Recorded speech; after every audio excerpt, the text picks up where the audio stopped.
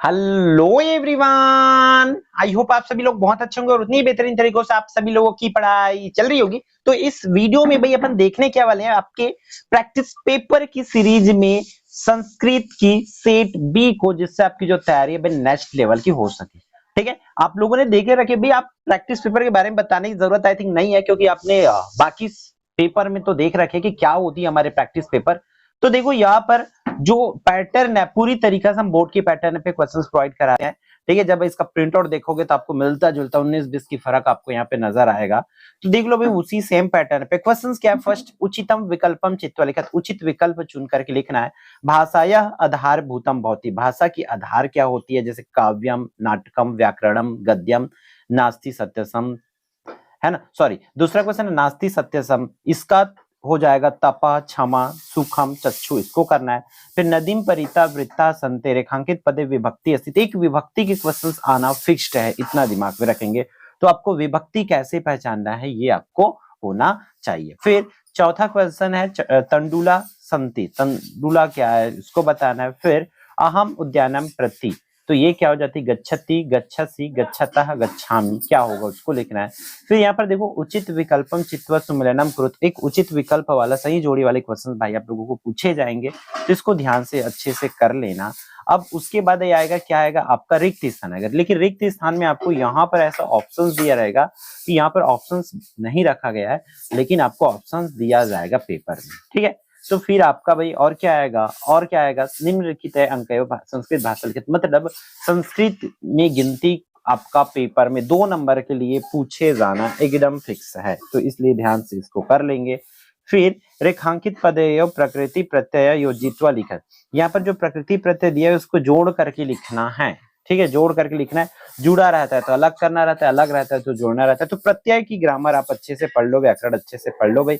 फिर संधि युक्त पदयों संधि विच्छेदम कृत्वा नाम लिखत, यहाँ पर संधि विच्छेद करके नाम लिखना है भाई।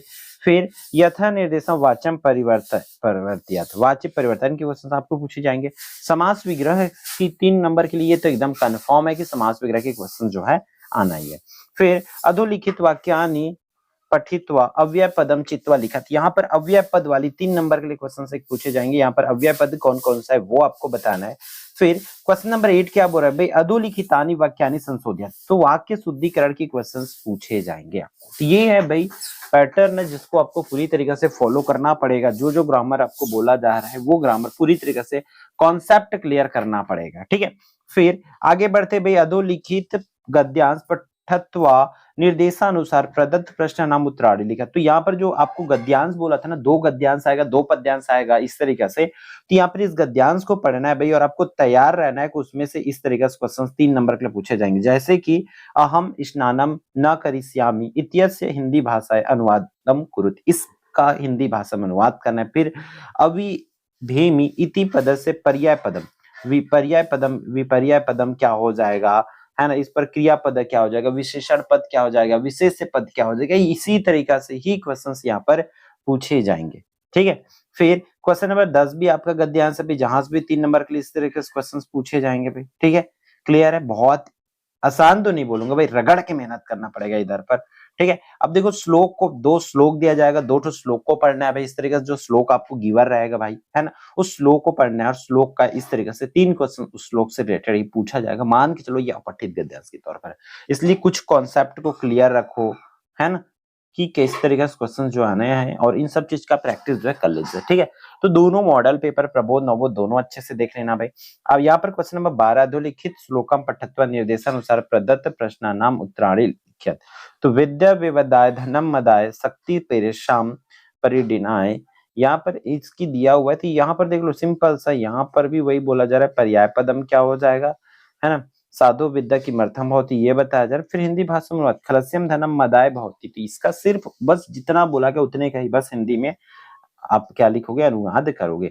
फिर शुल्क मुक्ति हेतु प्रचार पत्र लिखना है, या शुल्क मुक्ति के लिए, अथवा आपको क्या देंगे, इस तरीके से खालिस्तान वाला बोला था, तो वो खालिस्तान वाले क्वेश्चंस आपको पूछे जाएंगे। ऐसा खालिस्तान दिया रहेगा, बस आपको भरना रहेगा। ठीक है, फिर स्व पाठ्य पुस्तकात चत्रस्य सूक्तया लिखत या प्रश्न पत्र अनागता इस्यु, मतलब आप लोगों को 4 जो श्लोक लिखना है ना, जो इस प्रश्न पत्र पर ना आया हो, और श्लोक जो दिया रहेगा उसको हो सकता है आपको हिंदी में अनुवाद करने बोल सकते हैं, तो हिंदी में अनुवाद करने आना चाहिए।